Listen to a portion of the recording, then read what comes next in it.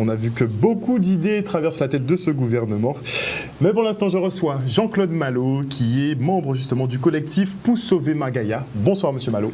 Bonsoir à toute la Guadeloupe et bonsoir à tous ceux qui s'intéressent et qui sont intéressés par la mutuelle Margaya. Alors avant d'en venir à la mutuelle Margaya, forcément le sujet du jour, c'est bien évidemment le Covid-19 et cette intervention d'Emmanuel Macron demain. Est-ce que vous avez une appréhension quant au fait qu'on pourrait être reconfiné ou pas dans les prochains jours ? D'après ce que j'ai compris en écoutant les informations, je pense que nous allons avoir des mesures très difficiles. Le problème du gouvernement, c'est qu'il n'arrive pas à maîtriser le virus. Et je pense que ça va durer un peu longtemps.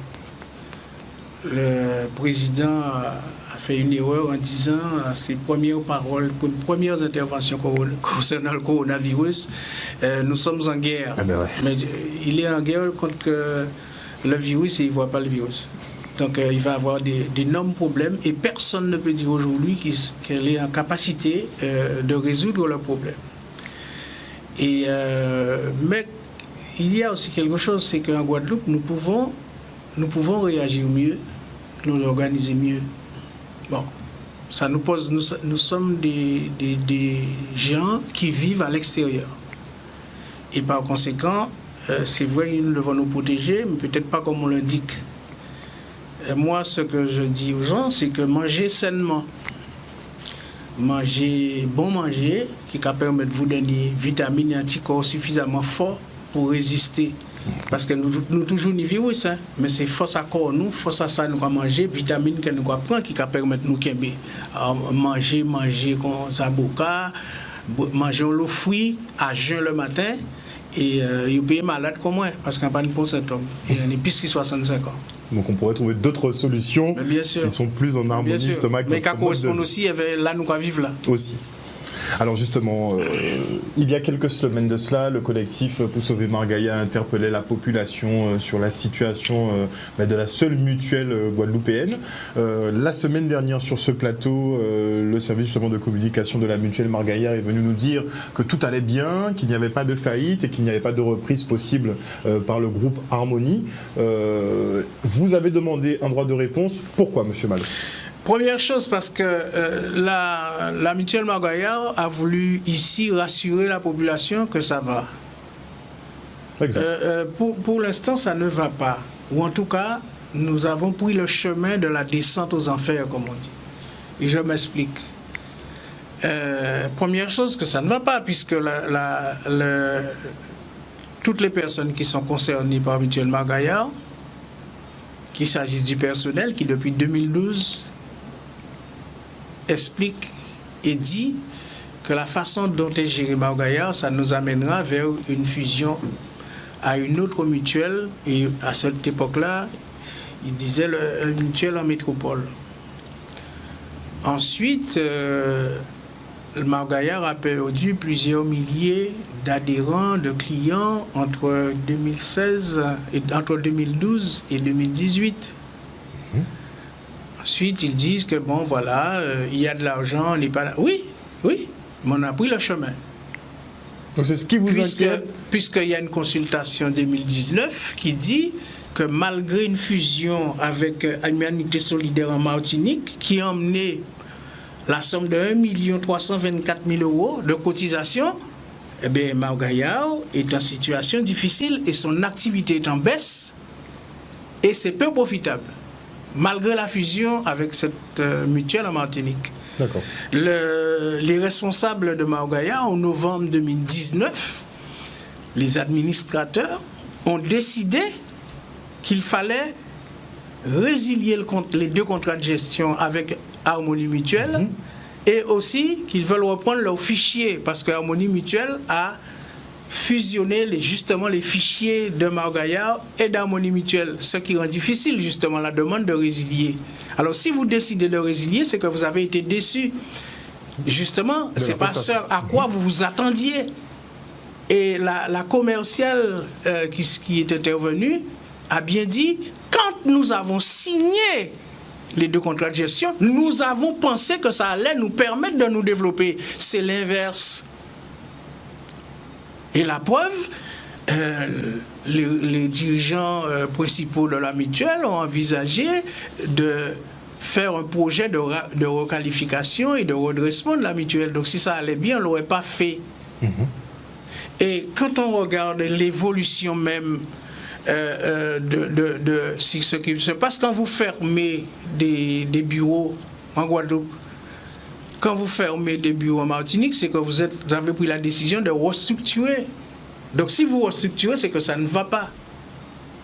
On peut l'envisager, mais il peut y avoir des restructurations pour faire des économies, pour couper l'herbe sous le pied de quelques personnes. Je le comprends parfaitement, mais c'est qu'en même temps, Harmonie Mutuelle accuse Mao-Gaillard de ne pas se procurer le dispositif de gestion des relations avec la clientèle qui lui permettait de se développer. 200 000 euros plus 75 000 euros de location à payer chaque année. La mutuelle Mao-Gaillard a refusé. Alors il faudrait qu'on vienne nous dire ici pourquoi. Et pourquoi vous engagez bientôt un nouvel audit. Pourquoi? Puisque ça va. Il y a pas. Et si vous avez donné à signer 2 conventions de gestion avec la mutuelle Harmonie, c'est que vous vous attendiez à ce que la gestion soit meilleure que la vôtre. Donc vous avez reconnu vous-même en 2016 que vous avez des problèmes pour gérer le personnel.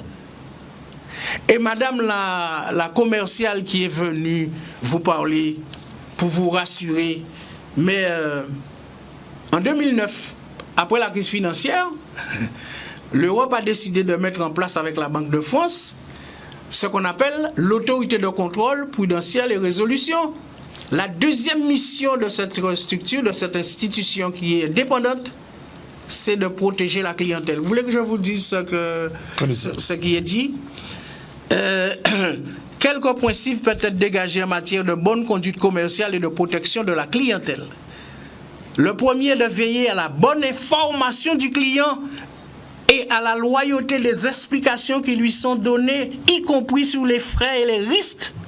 Ceci suppose notamment d'être attentif à la formation du personnel commercial, tant sur les produits que sur les règles de protection de la clientèle.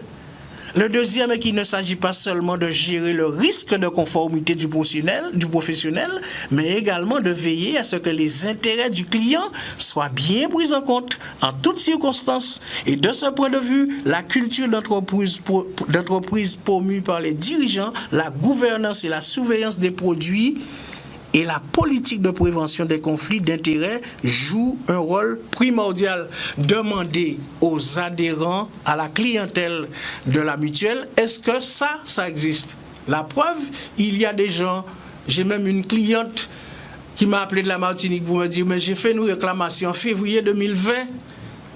C'est le président de la mutuelle de Vive qui me répond le 22 juin 2020 et qui m'a renvoyé vers M. Casimir, et je n'ai toujours pas de réponse. Vous croyez que ça remplit les conditions? Et nous aurons l'occasion de présenter des personnes qui ont accepté de témoigner. Ça ne va pas. Et ce que nous voulons faire, c'est de la prévention. Parce que Mais pour arriver à quel objectif, monsieur?